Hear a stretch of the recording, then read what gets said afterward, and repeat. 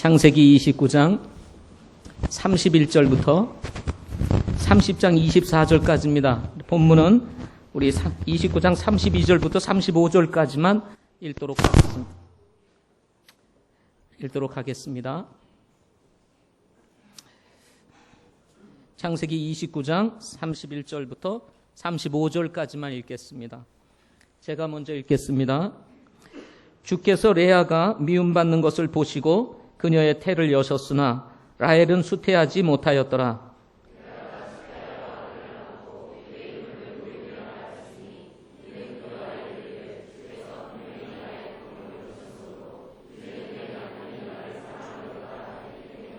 그녀가 다시 수태하여 아들을 낳고 이르되 주께서 내가 미움받는 것을 들으셨으므로 이런 까닭에 내게 이 아들도 주셨도다 하고 그의 이름을 시므온이라 하였으며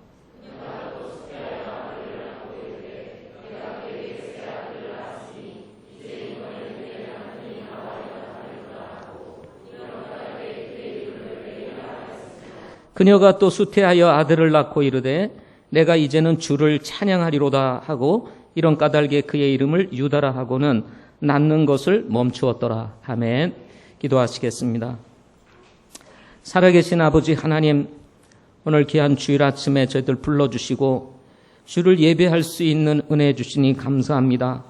말씀 전하기 원합니다. 성령 하나님께서 역사하시고 이 말씀의 깊은 뜻을 깨달아 알 수 있도록 도와주시옵시며 오늘 주시는 이 메시지를 통해서 저희들의 삶이 변화되고 주님과 동행할 수 있도록 주님 축복해 주시옵소서. 혹시 우리 가운데 주님 알지 못하는 분들 계시면 오늘 말씀을 통해서 예수 믿게 하시고 구원받을 수 있도록 하나님 축복해 주시옵소서. 예수님의 이름으로 기도드립니다. 아멘. 자, 오늘 오래간만에 이렇게 무더운 참 여름에 한 주 동안 보내다가 저 이렇게 다시 만났습니다. 우리 옆에 계신 분들 잘 오셨습니다 하고 인사 한번 나누겠습니다. 예, 잘 오셨습니다. 인사 한번 나누겠습니다. 예. 자, 오늘 말씀 제목은 선하심이라는 제목으로 말씀 같이 나누도록 하겠습니다. 요즘 나라를 보면 시끄럽고 무엇이 복잡하다는 생각이 듭니다.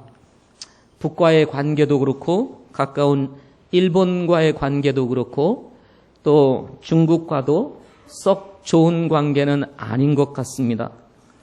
풀릴 것 같은 관계도 시간이 흐르면 꼬이는 경우들이 참 많습니다. 또 그렇게 꼬여가는 것 같아요. 우리네 인생도 마찬가지인 것 같습니다. 풀려야 할 것 같은 인생이 자꾸만 꼬여가는 것 같습니다. 직장 생활도 그렇고 가정 생활도 그렇고 또 이런저런 모양의 관계 속에서 얽혀 있는 경우들이 참으로 많습니다. 많아야 4 식구 있는데 오손도손 재미있게 살 것 같은데 사는 것 보면은 꼭 그런 것만은 아닌 것 같습니다. 재미와 행복은 온데간데 없어지고 그냥 사는 분들이 많은 것 같습니다. 또 이런 꼬인 인생의 문제를 풀려고 하면 오히려 더 꼬이는 경우들이 많습니다. 그래서 그냥 잠잠하고 사는 것이 낫겠다 생각하면서 그냥 참고 말없이 그렇게 사시는 분들도 있는 것 같습니다. 성경에서도 사람 사는 것을 보면 제대로 풀리는 경우들이 별로 없는 것 같습니다. 아담과 이브도 그랬습니다. 그 멋진 에덴 동산에서 그 좋은 환경에서 살았는데도 불구하고 자기 욕심을 쫓아 선악을 알게 하는 나무의 열매를 먹음으로 그만 인생이 꼬이고 말았습니다. 아담이 낳은 가인과 아벨 어떻습니까? 좋은 부모 밑에서 당시 환경은 또 완벽한 환경 아니었습니까? 그럼에도 불구하고 동생의 제사를 받고 자기의 제사 받지 아니하시는 하나님으로 인해서 열받아서 동생을 쳐서 죽이는 존속살인 사건이 성경에 벌어집니다. 창세기 6장에 가게 되면 하나님의 아들과 사람의 딸들이 결혼함으로 인해서 세상이 온통 생각하거나 하는 것이나 또 씀씀이가 모두 악했다 그랬습니다. 하나님께서 더 이상 볼 수 없어서 가만두지 말아야 되겠다 해서 물로 심판하시는 내용이 성경에 기록되어 있습니다. 오죽하면 하나님께서 물로 심판하셨겠습니까? 무엇이 문제일까요? 재밌게 살 것 같고 행복하게 살 것 같은 우리의 인생 왜 이렇게 힘들고 어렵고 꼬여만 갑니까? 이유를 말한다고 해서 해결되는 것은 아니겠지만 그래도 가만히 들여다보니까 그 중심에는 우리의 이기심들이 자리 잡고 있기 때문이 아닌가 생각해 봅니다. 사람들이 너무나 자기밖에 모릅니다. 자기 욕심 채우려고 모든 것들을 다 생각하지 못하고 욕심 채우려고만 합니다. 하나님의 말씀도 듣지 않고 부모님이 무슨 말 하는지 듣지 않고 선생님들이 무슨 말을 하든지 상관하지 않고 그리고 우리 지도자들이 무슨 소리를 내고 있는지 듣지를 않습니다. 마음에 안 들면 피켓 들고 싸우고 다투고 안 되면 집 나가고 하는 이런 현실들을 우리는 지켜보고 있습니다. 이러니 세상이 꼬이고 또 꼬이게 되는 것입니다. 이런 세상을 보면 자꾸 희망이 사라지게 됩니다. 나아질 것 같지 않는 세상을 보면서 사는 재미가 점점 뚝뚝 떨어지게 됩니다. 그럼에도 불구하고 그리스도인의 시각을 가지고 또 영적인 시각을 가지고 바라보게 되면 감사할 것이 있습니다. 왜 그렇습니까? 선하신 하나님께서 우리와 함께 계시기 때문인 것입니다. 하나님은 꼬인 인생 그리고 꼬인 세상을 푸실 수 있는 유일한 분이시라는 사실을 우리는 잘 알고 있기 때문인 것입니다. 사람이 풀 수 있는 것이 아닙니다. 앞에서도 말씀드렸던 것처럼 풀려고 하면 더 꼬이는 게 인생입니다. 오히려 더 수렁에 빠지는 것 같은 것이 인생이라는 거예요. 그러나 우리가 하나님께로 돌아가면 꼬인 인생, 꼬여도 꼬인 인생, 참으로 꼬인 인생, 풀리게 되는 은혜를 경험하게 된다는 것입니다. 하나님을 떠나면 인생이 꼬이지만 하나님께로 돌아가면 꼬인 인생도 풀리기 때문에 그렇습니다. 다윗은 사람을 두고 말하기를 시편 14편 1절부터 3절에 이렇게 얘기를 합니다. 어리석은 자가 마음속으로 이르기를 하나님은 없다 하였도다. 그들은 부패하여 가증한 인들을 행하였으니 선을 행하는 자가 없나니 하나도 없도다. 주께서 깨닫는 자나 하나님을 찾는 자가 있는지 보시려고 하늘에서부터 사람들의 자녀들을 내려다 보셨으나 그들이 다 치우쳐 다 함께 더러운 자가 되고 선을 행하는 자가 없나니 단 한 사람도 없도다 하고 말씀을 했습니다. 사람들의 모습을 하나님이 지켜봅니다. 좀 잘 사는 사람이 있나? 제대로 사는 사람이 있나? 아무리 들여다봐도 선을 행하는 사람이 한 사람도 없다는 것입니다. 이것이 하나님을 떠나 사는 사람들의 모습입니다. 조금만 흔들어대면 문제없이 선한 모습 가지고 사는 사람 같을지라도 이 흔들기만 하면 그냥 구정물이 막 올라오게 되는 것입니다. 이것이 바로 인생이요 우리의 모습인 것입니다. 그러나 하나님은 어떤 분이십니까? 선하신 분이십니다. 다윗은 시편 23편에서 하나님을 선한 목자로 묘사를 합니다. 인생은 거친 광야를 사는 것과 같습니다. 안식할 곳도 마땅치가 않습니다. 이렇게 살면 될까 저렇게 살면 될까 생각하고 인생 목표 삼고 달려가 보지만 그 끝을 가보면 그것도 아닙니다. 그렇다고 인생이 항상 잘 풀리는 것만도 아닙니다. 잘 되다가도 어느 날 사정없이 곤두박질 치는 것이 인생이기 때문에 그렇습니다. 눈을 떠보니 마치 사망의 음침한 골짜기를 다닌 것과 같을 때가 종종 있습니다. 이럴 때는 정말 살고 싶지 않은 마음이 우리의 마음속에서 일어나게 됩니다. 여기에 어떻게 하면 사기치며 살까? 남 등치며 살까? 하는 사람들이 또 우리 주변에 너무나 많습니다. 조금 정신 차리지 못하면 그저 사기꾼들이 달려들어서 우리의 인생, 우리의 삶, 좀먹는 이런 사람들이 너무나 많이 널려 있다는 것입니다. 이런 사람들 한두 번 만나다 보면 사람에 대해서 환멸을 느끼게 됩니다. 사람 자체가 싫어지게 되는 이런 일들이 생기게 된다는 것입니다. 그러나 다윗은 이런 세상에서 하나님은 선한 목자라고 말씀하고 있습니다. 길을 잃고 어디로 가야 할지 모르는 사람들에게 하나님은 길잡이가 되어주십니다. 그는 부족한 것이 없다고 말씀을 했습니다. 뿐만 아닙니다. 그분은 푸른 초장으로 인도하시고 쉴만한 물가로, 잔잔한 물가로 인도하시는 분이시라고 말씀합니다. 잔잔한 물가, 찾아보지만 찾기 쉽지 않은 세상입니다. 푸른 초장, 찾아보면 찾을 것 같은데 막상 찾으면 쉽지 않은 것이 세상입니다. 그러나 하나님께서는 우리의 푸른 초장, 잔잔한 물가가 어딘지 잘 아시고 인도하시는 분이라고 다윗은 얘기하고 있는 것입니다. 상처받은 우리의 혼들 회복시키시고 자신의 이름과 명예를 위해서 우리를 옳은 길로 인도하시겠다고 말씀하고 있습니다. 비록 사망의 음침한 골짜기에 들어가 헤매고 있을 때라도 하나님께서 우리와 함께 하시며 우리를 지켜주시고 보호해 주신다고 다윗은 말하고 있습니다. 저는 인생을 살면서 이렇게 내 인생 가운데에서 지켜주시고 보호하시는 하나님을 여러 번 만났습니다.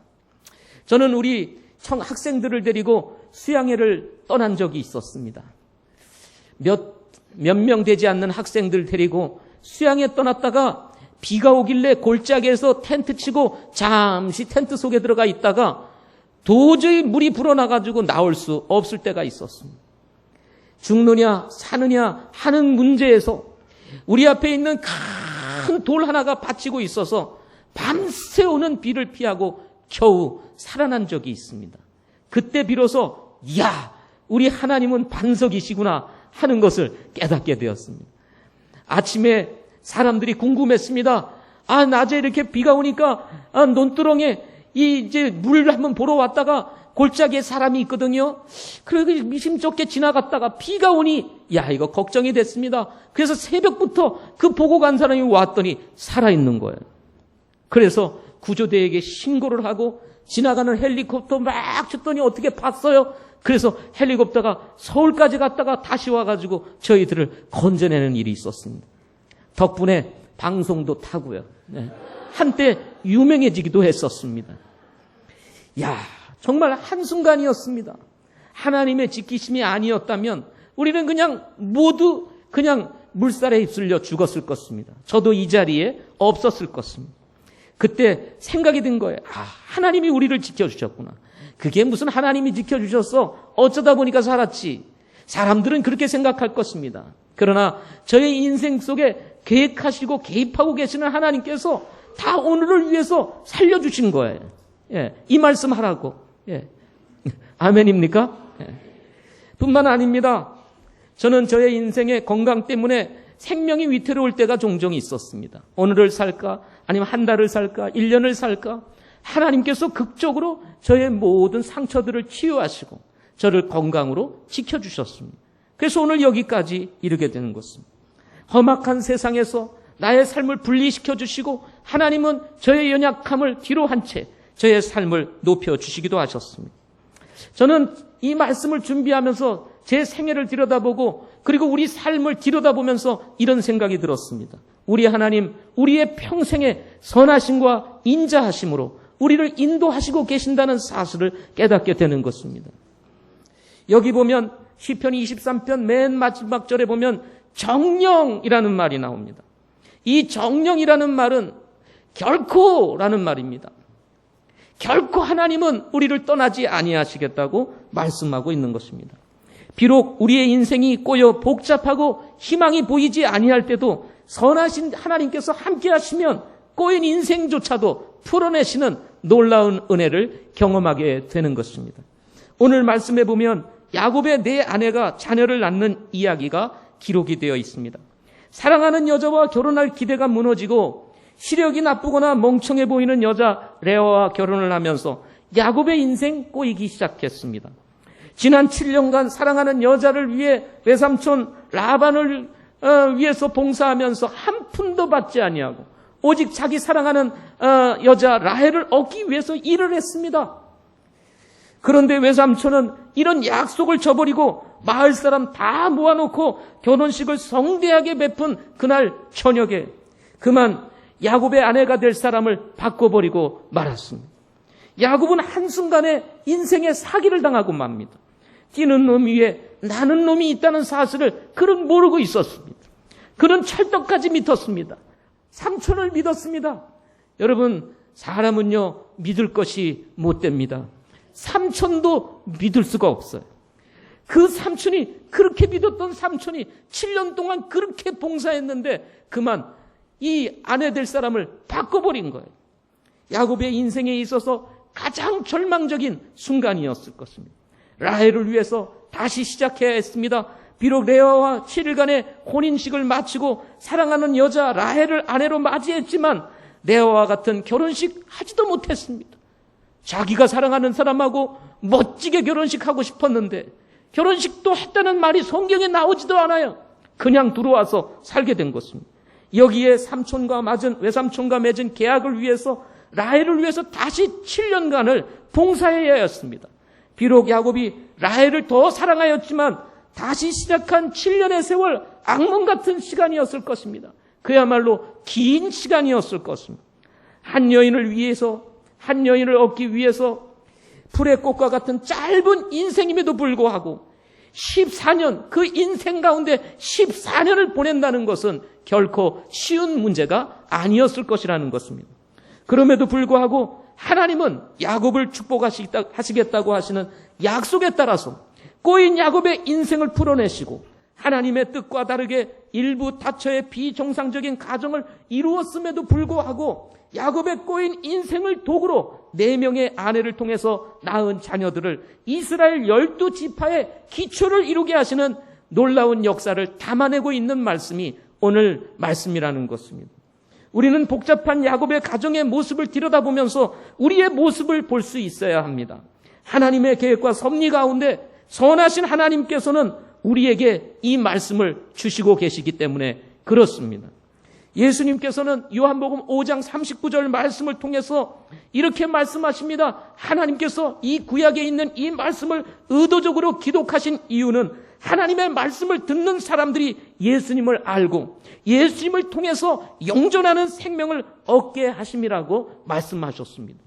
이 말씀은 여러분들로 하여금 혹시 주님을 알지 못하는 사람들은 예수님을 믿게 하고 뿐만 아니라 믿는 사람들은 하나님의 섭리와 계획을 알고 선하신 하나님을 의지하며 살도록 하나님께서 이끄시기 위해서 이 말씀을 주셨다는 것입니다. 사람은 다양한 모습으로 살아가고 있습니다. 야곱과 같은 사람도 있을 것입니다. 라반과 같은 사람도 있을 것입니다. 라헬과 같은 사람도 있을 것입니다. 레아와 같은 사람도 있을 것입니다. 여기에 비라와 실바와 같이 다른 사람을 위해서 희생하며 살아가는 사람도 있을 것이라는 것입니다. 이런 사람이 모일 때 삶이 복잡해지는 것입니다. 서로 다른 사람들이 만나니 얼마나 복잡하겠어요. 성경에 보면 사람이 의합지 아니하고는 동행할 수가 없다고 했습니다. 근데 의합할 만한 사람들이 모여야 의합을 하죠. 서로 다 생각이 다르고 이 마음이 다른 사람들이 모여 있으니 이거 제대로 되겠습니까? 다 꼬이는 겁니다. 그러니 야곱이 내 아내를 거느리게 됐죠. 그죠? 거기다가 삼촌은 계속해서 이 품삯을 받고 가죠. 속이죠. 10번씩이나 속이는 과정 속에서 이 야곱의 인생 가운데 가장 험악한 인생을 보내고 있다는 사실을 우리는 성경을 통해서 알게 되는 것입니다. 그러나 모든 것을 주관하시는 하나님께서 다양한 사람들이 다양한 모습을 가지고 살아가면서 일어나는 다양한 사건을 통해서 선하신 하나님의 뜻과 계획을 이루는 도구로 사용하신다는 것입니다. 뿐만 아니라 하나님은 우리의 생각과 다르게 일하시면서 역사하신다는 사실인 것입니다. 따라서 저는 오늘 이 야곱의 내 아내의 모습을 보면서 우리의 모습을 살펴보고 이들 가운데서 하나님이 어떻게 개입하시며 역사하시며 선하신 하나님이시라는 사실을 함께 배우고자 합니다. 첫 번째는 레아와 같이 소외된 사람들이 있습니다. 우리의 인생을 살다가 보면 우리 가운데 레아와 같이 소외된 사람들이 있다는 것입니다. 레아는 무시당하고 소외되고 관심받지 못하는 여자였습니다. 아버지 라반의 속임수로 야곱의 정실 부인이 되었지만 상대적으로 사랑받지 못한 그야말로 불행한 여자였습니다. 그 이유는 단순했습니다. 평범한 것으로 매우 눈이 매력적이지 못하다는 사실 때문이었습니다. 눈을 보면은 약간 부드러운 거예요. 예. 눈이 부드러워요. 예. 다른 말로 얘기하면 흐리멍텅하게 보인다는 말입니다. 멍청해 보인다는 거예요. 그렇다고 눈이 나쁜 것도 아니에요. 물론 이것을 시력이 나쁜 것으로 해석하는 경우도 있습니다. 예, 시력이 나빠요. 그래, 시력이 나쁘다고 합시다. 그렇다고 뭐 인생이 바뀌는 것도 아니고, 그렇다고 못 사는 것도 아니고, 여자의 구실 못하는 것도 아닌데, 뭐 때문에 레아를 이렇게 구박하냐 이 말이에요. 예? 여기에 남편 야곱 그리고 사랑하는 동생 라헬까지도 이 레아를 왕따시키지 않습니까? 부모에게 있어서요, 자녀는 모두가 귀하고 소중한 것입니다. 하나님에게 있어서도 마찬가지입니다. 하나님의 관점에서 볼 때 사람은 가치의 차이가 없다는 것입니다. 그럼에도 불구하고 눈이 약하다는 작은 차이 한 가지만을 가지고 레아와 같이 차별을 당하는 사람들이 있다는 것입니다. 예, 무시당하는 사람들이 있다는 것입니다. 우리 자매님들 혹시 남편으로부터 무시당하시는 분들 계시지 않습니까? 우리 형제님들 혹시 아내들로부터 무시당하는 분 계시지 않습니까? 근데 그 무시하고 무시당하는 것을 가만히 들여다보면 별거 아니에요. 예, 말 잘못한다든지, 뭐 집안 좀 안 치운다든지, 뭐 음식이 좀 맛이 없다든지, 뭐 그런 것밖에 더 있어요? 크게 뭐 잘못하는 게 있습니까? 왜 대답들이 없으세요? 예? 때로 잠자고 일어나서 눈곱이 좀 꼈다고 사람 이상하게 째려보고 뭐 그런 사람도 있다는 말입니다. 예? 밥 먹다가 이빨에 고춧가루도 낄 수 있지. 왜 작은 별거 아닌 거 가지고 사람들을 무시하고 이러는 경향들이 있다는 것입니다. 어떤 사람은 얼굴이 크다고 기분 나쁘게 생각합니다. 어떤 사람은 살이 쪘다고 기분 나쁘게 생각해요. 목소리가 이쁘지 않다고 차별합니다. 좀 낮은 학교를 나왔다고 무시합니다. 가진 것이 없다고 무시당하는 경우들이 있지 않습니까? 아니, 혹시 우리 자친들도 무시하고 있지 않으세요? 자기보다 조금 못하다 보면 무시하고 말이죠. 자기보다 좀 덜 똑똑하다 생각하면 무시하는 이런 일들이 있지 않습니까? 그러나 외모를 보시지 않고 중심을 보시는 하나님께서는 레아가 미움을 받는다는 것을 아시고 불쌍히 여기사 그녀의 태를 여셨다 하고 성경에 말씀합니다. 31절 말씀을 다시 한번 보겠습니다. 31절. 같이 읽어보겠습니다. 시작. 주께서 레아가 미움받는 것을 보시고 그녀의 태를 여셨으나 라헬은 수태하지 못하였더라. 다행히 당시 사회는 아내가 되면 의무적으로 잠자리를 같이 해야 했다고 합니다. 불행 중 다행이었습니다. 레아가 야곱과 잠자리를 같이 할 때 하나님께서는 미움받는 레아에게 은혜를 베푸사 아이를 가질 수 있도록 태를 여신 거예요. 그래서 첫 번째 낳은 아들 이름을 루벤이다. 아들을 낳고 루벤이다 하고 이름을 지어주었습니다. 이 루벤이라고 하는 이름의 뜻은 보라 아들이다 하는 얘기입니다. 그동안 미움받고 무시당하고 말이죠. 멸시당하고 소외당하고 그냥 결혼은 했는데 정실 부인에 불구하고 이 라헬에게 치여가지고 그야말로 아내 노릇도 제대로 하지 못했던 이 레아가 아들을 낳았으니 얼마나 기뻤겠어요. 그리고는 그가 이름을 진 거예요. 보라 아들이다. 라헬아 봐 내가 아들 낳았어. 막 이렇게. 예? 레아는 첫 아들을 낳고 말을 합니다. 주께서 분명히 나의 고통을 보셨으므로 이제는 내 남편이 나를 사랑하리로다 하고 말을 했습니다. 사랑하겠다는 것입니다. 이어진 하나님의 은혜로 둘째 아들을 낳았습니다. 하나님의 은혜는요 한 분으로 끝나지 않아요. 더하십니다. 그래서 이름을 또 시몬이라고 하십니다. 그 이름의 뜻은 들으심이라는 뜻입니다. 여기에 멈추지 아니하고 하나님께서 또 레아에게 세 번째 아들을 주십니다. 이름을 레위라 해서 뜻이 연합이라는 뜻입니다. 이게 세 번째면 끝날 텐데 하나님께서 또 은혜를 베푸시는 거예요. 예? 첫째 낳고 둘째 낳고 셋째 낳고 넷째 낳는 이게 뭐 기가 막히죠. 이걸 보고 있는 라헬이 얼마나 시기가 났겠어요. 예? 자, 넷째 아들을 낳고 유다라 이름을 짓습니다. 이 이름의 뜻은 찬양하리로다 하는 뜻을 가지고 있습니다. 레아는 그동안 마음고생이 많았습니다. 정실부임에도 불구하고 라헬을 더 사랑하는 야곱을 보면서 얼마나 마음고생이 많았겠어요. 거들떠보지도 않은 것입니다. 레아가 무슨 말하면 득득대고 말이죠. 무시하고 그러지 않았겠어요. 예? 눈길도 주지 않습니다. 그러니 얼마나 마음고생이 많았겠어요. 이런 레아에게 아이 소식은 더운 날 생수와 같았을 것입니다. 남편의 사랑을 받을 수 있을 것이라는 기대 때문이었습니다. 그래서 아들을 낳고 이름을 보라 아들이라. 쉽게 말하면 여보 보세요 아들이에요. 이제 날 좀 사랑하세요. 이런 얘기입니다. 이것이 레아의 심정이었습니다. 인생을 살다가 보면 이렇게 마음고생을 하며 사는 사람들이 있습니다. 그러나 선하신 하나님께서 이런 사람들을 외면하지 아니하시는 분이십니다. 시편 140편 12절 말씀에 보면 주께서 고난당하는 자의 사정과 가난한 자의 권리를 옹호하실 줄을 내가 아나이다 하고 말씀을 했습니다. 여러분 혹시 인생 살면서 이렇게 소외당하고 고난당하시는 분들 계십니까? 하나님께서는 이런 자의 권리를 옹호하시겠다고 말씀해 주셨습니다. 그러나 루벤을 낳았음에도 불구하고 야곱의 마음이 좀처럼 레아에게 오지 않았습니다. 인생이 그렇게 쉬운 것이 아닌 것 같습니다. 아들 낳으면 이제 야곱이 나를 좀 사랑해 주겠지 생각했는데 그렇지도 않은 것입니다. 그래서 레아가 이제는 안 되겠다. 하나님께 나아가 기도했습니다. 남편의 사랑을 받지 못하는 마음, 그리고 자신을 미워하는 남편의 마음을 가지고 하나님 앞에 나아가 간절히 기도합니다. 다윗은 시편 20편 7절에서 말하기를 어떤 자들은 병거를 신뢰하며 어떤 자들은 말을 신뢰하나 우리는 주 우리 하나님의 이름을 기억하리로다 하고 말씀을 했습니다. 여러분 힘들고 어려울 때 있습니까? 그럴 때 주님 앞에 나아가서 기도하시기 바랍니다. 사람 의지한다고 해결되는 게 아닙니다. 여러분 병거 의지한다고 해결되는 게 아닙니다. 주님 의지해야 한다는 것입니다. 레아가 하나님의 이름을 기억하고 기도했습니다. 선하신 하나님, 신실하신 하나님, 그분께 나아가 레아가 간절히 기도했습니다. 수치를 제거해달라고 기도했습니다. 고통을 들어달라고 기도했습니다. 그랬더니 하나님께서 둘째 아들을 주신 것입니다. 그리고는 그 이름을 시몬이라고 줬던 것입니다. 주께서 내가 미움받는 것을 들으셨으므로 이런 까닭에 내가 아들을 주셨도다 하고 말씀했습니다. 하나님께서는 이 레아의 수치만 벗겨주신 것이 아니었습니다. 아내로서의 위치도 회복시켜 주십니다. 셋째 아들을 주신 것입니다. 그리고는 그의 이름을 레위라고 짓습니다.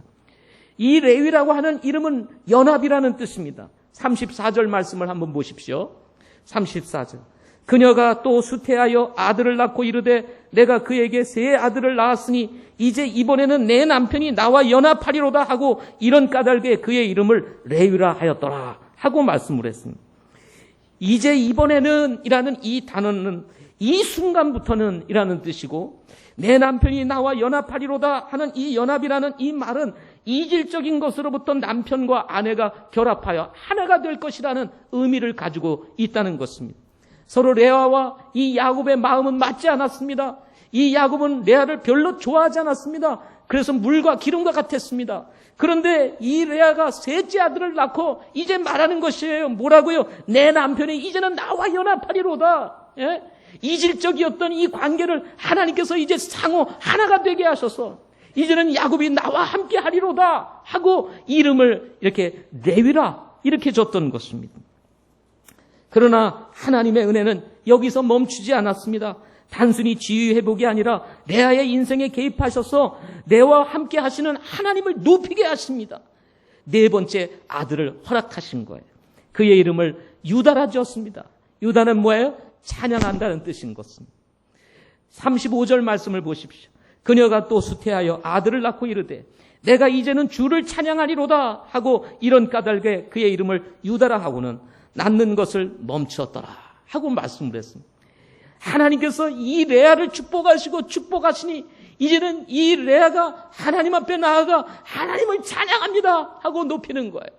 그동안 무시당했죠. 멸시당했죠. 소외당했죠. 그런 가운데서 열등감과 이 모든 것이 사무쳤던 이 레아가 이 모든 것을 훌훌 털어버리고 이제는 내가 주를 찬양하리로다 하면서 이름을 유다라 지었던 것입니다.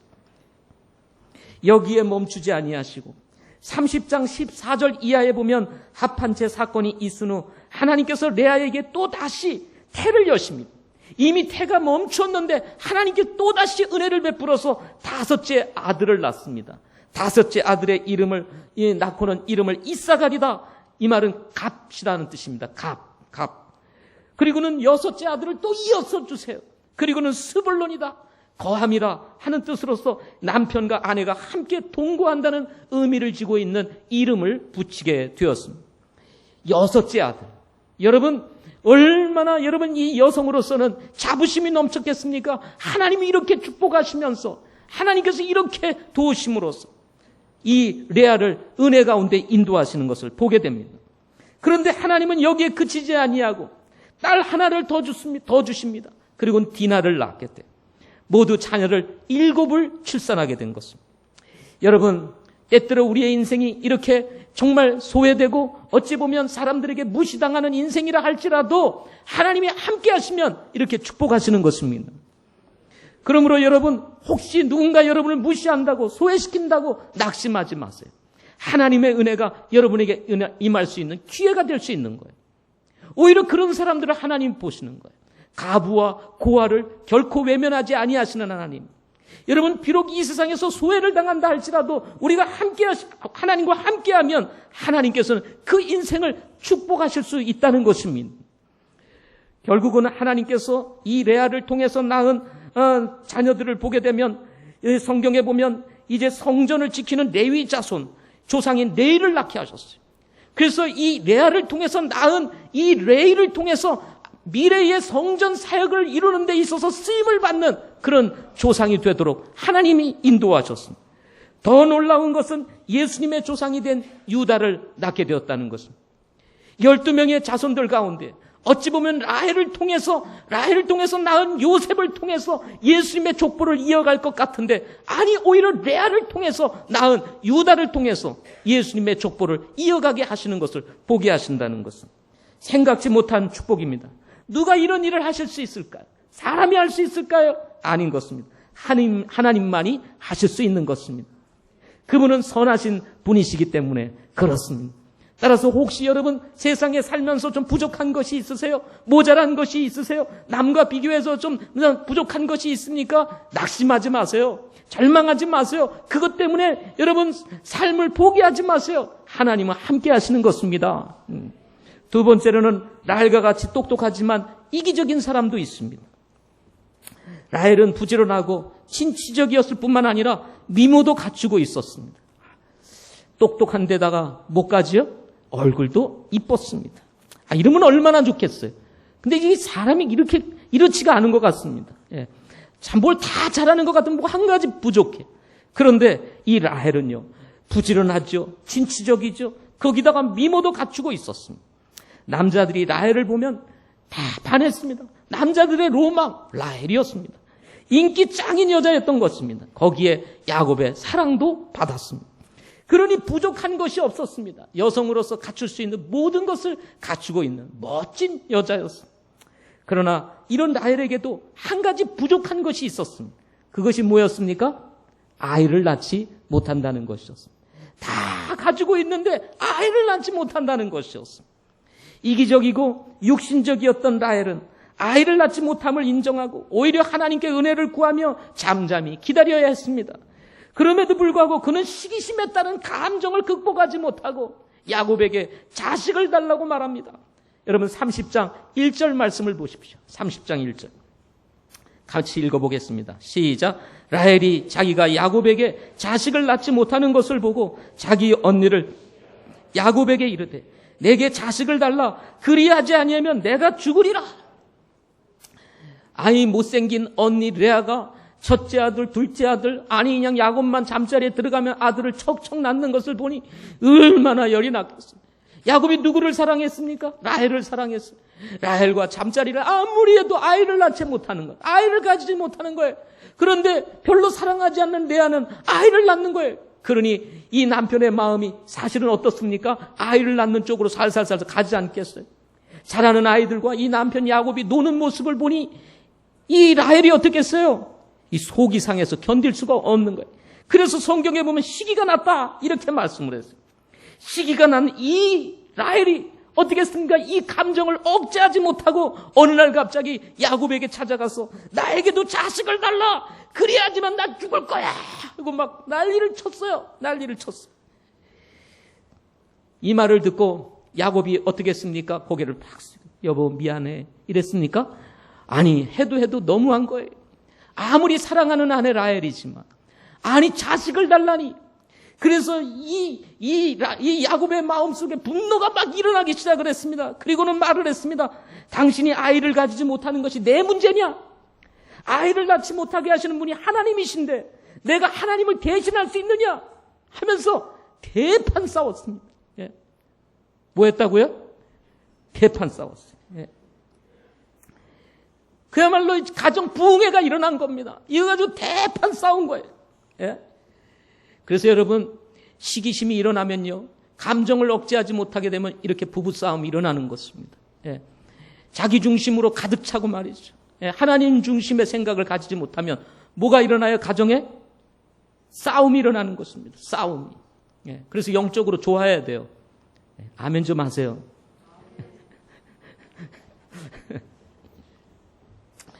급기야 라헬은 자신의 여종 비라를 야곱에게 아내로 주어 자신을 대신해서 아이를 낳자고 제안을 합니다. 여러분, 이게 생각할 수 있는 얘기입니까? 자신이 아이를 낳지 못하면 기다려야지. 그렇잖아도 둘이나 아내가 있는데 자신의 여종을 줘가지고 그 여종을 통해서 자신의 아이를 낳겠다고 이렇게 지금 제안을 한 거예요. 여기에 야곱은 그게 말이나 되냐 하고 거절을 해야지. 또 야곱은 또 그냥 들어갑니다. 그래서 주는 이 빌하를 자신의 아내로 또 삼게 됩니다. 그래서 아이를 낳게 됩니다. 종은 시키대로 하는 사람이었습니다. 자신의 의사가 중요하지 않았습니다. 결국 야곱은 빌하를 아내로 맞이하게 되고 두 아들을 낳게 됩니다. 첫째 아들은 단입니다. 30장 6절에 보면 단을 낳게 됩니다. 재판 또는 판단이라고 하는 이름을 가지고 있습니다. 이어서 또 둘째 아들을 낳습니다. 그리고는 이름을 납달리라고 짓습니다. 30장 8절입니다. 경쟁하다라는 뜻을 가지고 있습니다. 라헬은 아이를 낳지 못하는 자신의 처지를 빌하를 통해서 만회하려고 하였습니다. 그는 하나님께서 자신에게 은혜를 베푸시도록 기다리지 않았어요. 잠잠히 하나님을 바라보지 않았습니다. 인간적인 방법으로 대리만족을 하려고 하는 이기적이고 육신적인 사람으로서 이제는 빌하를 주어서 대신해서 자녀를 낳으려고 했던 이런 생각을 가지게 되었던 것입니다. 라헬은 빌하에게서 낳은 자녀를 통해서 자신의 억울함을 풀려고 하였습니다. 그래서 하나님이 나를 판단하셨다. 그리고 내 억울함을 하나님이 풀어주셨다 하여 이름을 단이라고 이렇게 지었던 것입니다. 뿐만 아닙니다. 두 번째 아이를 낳고는 내가 언니와 싸워서 드디어 이겼다 하고 이름을 어떻게 해요? 경쟁하다 하고 이름을 붙이게 되었습니다. 그야말로 이것이 바로 라헬의 문제였습니다. 여러분, 언니와 싸울 일이겠습니까? 자식 낳는 것이 싸우는 문제겠어요. 그러나 라헬은 빌하를 통해서 대리만족을 하려고 했던 것입니다. 우리 중에도 어떤 사람들은 자신의 연약함을 인정하고 받아들이기보다 라헬과 같이 본질을 외면한 채 비정상적인 방법을 통해서 대리만족하려고 하는 경향들이 있다는 것입니다. 사람은요, 하나님을 만나야 인간의 본질적인 문제가 해결이 될 수가 있습니다. 그러나 이 본질적인 이 내면의 불만족, 이 불만족의 문제를 해결하지 못하고 이 세상에서 대리만족하려고 합니다. 돈을 많이 벌어서 좀 내가 부자가 되면 만족할까? 아니면 멋진 결혼 생활을 하면 만족할까? 아니면 자매들 같으면 멋진 옷을 명품을 탁 사서 입고 명품백을 탁 들고 다니면 좀 만족할까? 다 해봐도 본질적인 이 문제 해결할 수가 없다는 것입니다. 이 내 마음속에 뚫려있는 이 구멍, 마음에 뻥 뚫린 이 가슴을 해결할 수가 없다는 것입니다. 높은 자리, 높은 지식 여러분 갖는다 할지라도 인간의 그 본질적인 문제가 해결될 수 있겠습니까? 해결될 수가 없다는 것입니다. 결국 라헬은 이런 과정을 거쳐서 자신의 모습을 보게 됩니다. 창세기 30장 22절에 가서 보면 하나님께서 라헬을 기억하사 아들을 주시게 되었다고 말씀하고 있습니다. 30장 22절 말씀 한번 보겠습니다. 30장 22절 같이 읽겠습니다. 시작. 하나님께서 라헬을 기억하시니라. 하나님께서 그녀에게 귀를 기울이시고 그녀의 태를 여셨습니다. 결국은 이 아무리 빌하가 아이를 낳다 할지라도 이 마음에 채워질 수 없는 이 라헬의 마음, 결국 하나님 앞에 나아가 그는 뭐 했어요? 기도했습니다. 그래서 그녀에게 귀를 기울이시고 이렇게 말씀하십니다. 하나님께서 그녀의 귀를 기울이시고 그녀의 태를 그래서 열어주십니다. 그래서 낳은 아들이 누구입니까? 바로 요셉이었습니다. 요셉이라는 이름은 더하심이라는 뜻을 가지고 있습니다. 라헬은 비라를 통해서 두 아들을 낳았지만 본질적인 문제 해결이 아님을 알게 되었던 것입니다. 따라서 그는 정신을 차리고 겸손히 하나님께 기도를 드렸습니다. 자신의 수치와 부끄러움을 씻어달라는 것이었습니다. 하나님께서는 라헬을 기억하사 그의 태를 여시고 요셉을 주셨던 것입니다. 첫 아들을 낳게 되자 이 라헬의 마음속에 이제 드디어 내가 자녀를 낳을 수 있게 되었구나. 자녀를 낳을 수 있게. 레아를 보니 하나 낳지요, 둘 낳지요, 셋 낳지요, 넷 낳지요. 이 과정에서 또 다섯째, 여섯째까지 낳지요. 이제서 비로소 자기가 요셉을 낳게 된 거예요.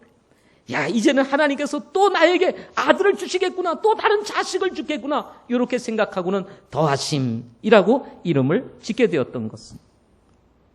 세월이 흐른 후에 라헬의 이 이름 지음과 같이 베냐민을 마지막 12번째 아들인 베냐민을 출산하게 됩니다. 그러나 그렇게 바라던 둘째 아들을 낳다가 그만 라헬은 난산으로 세상을 떠나게 됩니다. 이것이 라헬의 일생입니다. 우리는 라헬을 통해서 배워야 합니다. 무엇을 배워야 될까요? 시기심에서 나오는 이기심과 부적절한 감정은 위험하다는 것입니다. 자칫 우리의 문제를 해결하기 위해서 인간적인 방법을 사용하고 그리고 우리의 감정을 쫓아 행하고 자기중심적으로 어떤 일을 한다는 것은 매우 위험하다는 것입니다. 뿐만 아니라 인간의 본질적인 문제를 해결하는 것은 사람이 할 수 있는 것이 아니라 하나님만이 하실 수 있다는 사실을 우리는 배워야 한다는 것입니다. 인생의 문제, 기본적인 문제, 영적인 문제, 여러분 사람이 해결할 수 있는 문제가 아닙니다. 종교로 해결할 수 있는 문제가 아닙니다. 오직 인간의 본질적인 문제, 죄의 문제, 죽음의 문제, 영생의 문제는 하나님만이 해결하실 수 있다는 것입니다.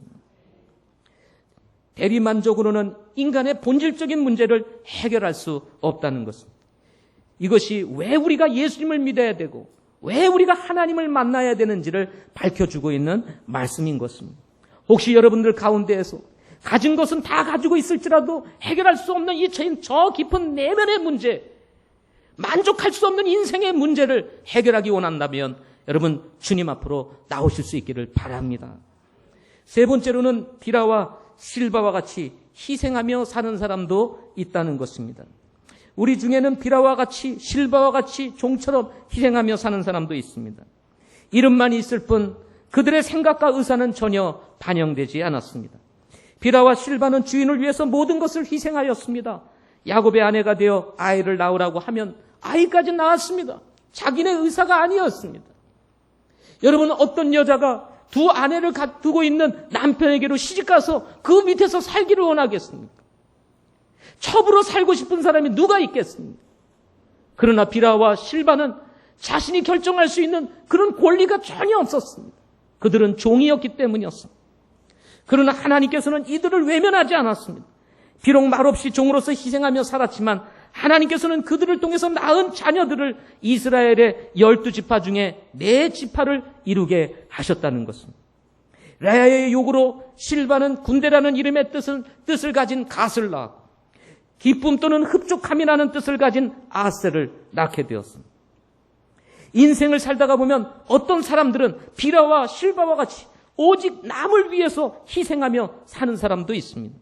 자신의 존재의 가치조차 또 인정하지 못하고 어찌 보면 자신의 존재 자체 의식하지도 못한 채 그저 남을 위해서 사는 것입니다. 의견도 낼 수도 없습니다. 주장도 할 수가 없습니다. 그저 시키는 대로만 살아야 되는 그런 인생도 있다는 말입니다. 비라와 실바가 어떻게 종이 되었는지 성경은 침묵하고 있습니다. 그러나 종이 되어 산다는 것은 결코 우리가 바라는 인생은 아닐 것입니다. 누가 종으로 살고 싶겠습니까? 어떤 남자, 어떤 여자가 종 되어서 살고 싶은 사람이 어디에 있겠습니까? 여기에는 사연이 있었을 것입니다. 비라도 사연이 있었고 실바도 사연이 있었을 것입니다. 인생이 어떻게 꼬였으면은 이들이 종이 되어서 지금 이 자리에 있어야 했겠습니까? 그러나 두 여인은 하나님과 함께하는 주인을 만남으로써 하나님의 계획과 섭리 안으로 들어가게 되었고 이스라엘의 12지파 중 4지파의 조상이 된 아들을 낳게 되는 축복을 누리게 되었다는 것입니다. 사람이 살아가는 모습은 다양합니다.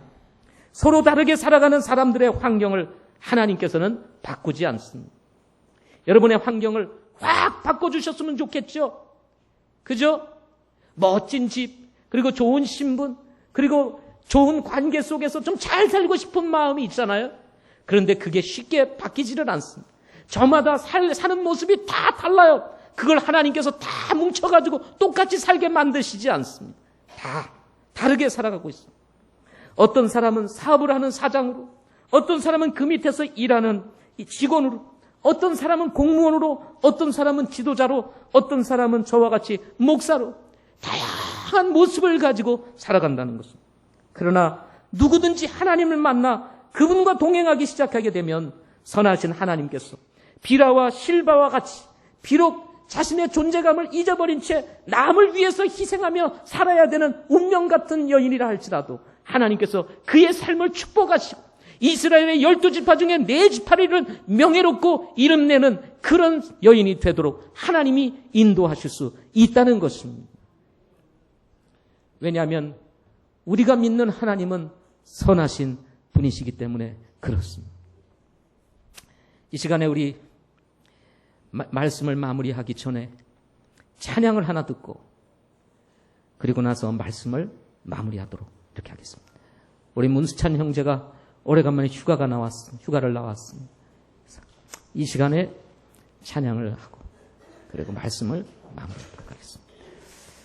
이 찬양 가사 속에 여러분 숨겨진 하나님의 은혜가 어떠함을 깨달아 알게 하시고 여러분 혹시 우리 인생 가운데 여러 가지 불리함이 있다 할지라도 우리 하나님이 함께 하시면 인생이 바뀔 수 있다는 사실을 기억하고 하나님을 신뢰하며 주님과 동행하는 저와 여러분 되시기를 바랍니다.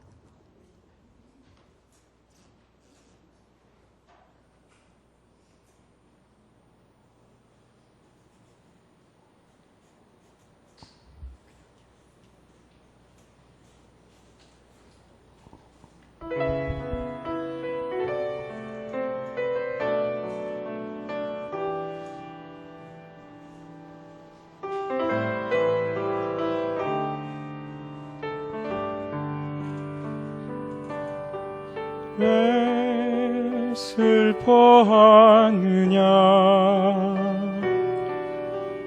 왜 걱정하느냐 무얼 두려워하느냐 아무 염려 말아라 큰 어려움에도 큰 아픔이 있어도 이제 아무 걱정하지 마 내가 널 붙들어 주리 내가 너와 항상 함께 하리라 내가 너를 지키리라 실망치 말고 나를 보아라 나는 너의 하나님이라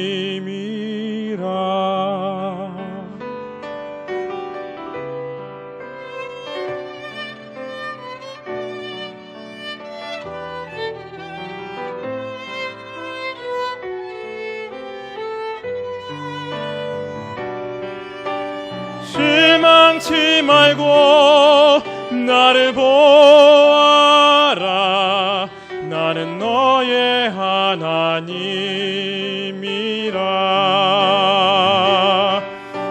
실망치 말고 나를 보아라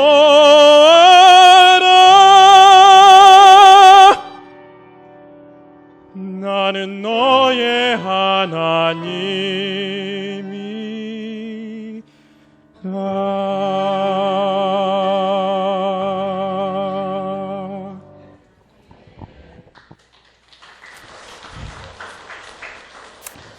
인생을 살다가 보면 우리의 연약함 때문에 실망하고 좌절을 느낄 때가 있습니다. 두려움에 사로잡혀서 내가 인생을 계속 살아야 되는가 하는 고민에 빠져 있을 때도 있습니다. 낙심, 절망, 어느 순간 우리의 마음 깊은 곳에서 우리를 움직일 때가 여러분 있지 않습니까? 따지고 보면 별거 아니에요. 작은 차이 때문에 우리는 낙심할 때가 있다는 것입니다. 레와와 같이 작은 차이 때문에 무시당하고 작은 차이 때문에 멸시당하고 소외당하는 인생이 될 수 있습니다. 조금 똑똑하다고 내가 잘난 것처럼 생각하며 사는 사람도 있다는 것입니다. 그러나 라헬을 통해서 우리가 배우는 게 무엇입니까? 그 잘난 것이 아무것도 아니라는 것입니다. 결국 인생은 잘난 것 같아도 보면 또 연약함이 있고 부족한 것이 있다는 것입니다. 따라서 인간의 본질적인 문제는 결국은 사람이 해결할 수 있는 문제가 아니라 오직 하나님만이 해결할 수 있다는 사실인 것입니다. 비라와 실바를 통해서 무엇을 우리가 배울 수 있습니까? 우리는 우리 뜻대로 사는 인생이 많지가 않습니다. 내 뜻대로 내가 사는 것 같이 사는 것 같아도 그렇지가 못합니다. 여러분 원하는 대로 여러분이 살고 있습니까? 그렇지 않습니다. 내가 원하지 않은 길을 가고 있을 때도 있습니다. 내가 왜 지금 이 길을 가야 하는지도 모른 채 가고 있는 것입니다. 가야 하니까. 이 사회가 그렇게 인도하니까. 어쩔 수 없이 우리는 비라와 같은 인생을 살아가고 있는지도 모른다는 것입니다. 그러나 비록 우리의 삶이 종처럼 남을 위해서 희생한다 할지라도 우리 하나님이 우리의 삶에 개입하시게 되면 우리는 우리의 삶에서 벗어나 하나님께서 우리를 축복으로 인도하실 수 있다는 사실을 오늘 말씀을 통해서 보여주시는 것입니다. 우리의 인생은 꼬여 있을 수 있습니다. 다양한 삶의 형태로 얽혀서 살아가고 있는지도 모르겠습니다. 그러나 하나님은, 선하신 하나님은 이런 얽혀진 우리의 인생을 도구로 삼아 여기 4명의 아내들을 통해서 낳은 12명의 자녀를 이스라엘의 12지파를 이루는 놀라운 축복으로 인도하셨던 것처럼 현재 우리의 삶을 도구로 삼아 하나님은 계획과 섭리 가운데 우리를 선하게 인도하실 수 있다는 사실을 여러분 잊지 마시기를 바랍니다. 따라서 우리의 인생에 정말 필요한 것은 물질이나 그 어떤 것도 아니라 바로 선하신 하나님, 우리의 인생 가운데 함께 하시는 하나님, 그분이 우리에게 필요하다는 것입니다. 마지막으로 바울이 디모데전서 6장 17절의 한 말씀을 여러분에게 읽어드리고 마치고자 합니다. 이 세상에서 부유한 자들에게 명하여 그들의 마음을 높이지 말고 확실치 않은 재물을 신뢰하지도 말고 오직 살아계신 하나님 곧 우리에게 모든 것을 풍성히 주사 누리게 하시는 분을 신뢰하라 하고 말씀하셨습니다. 여러분은 하나님을 신뢰하는 저와 여러분들이 되시기를 바랍니다. 기도하겠습니다.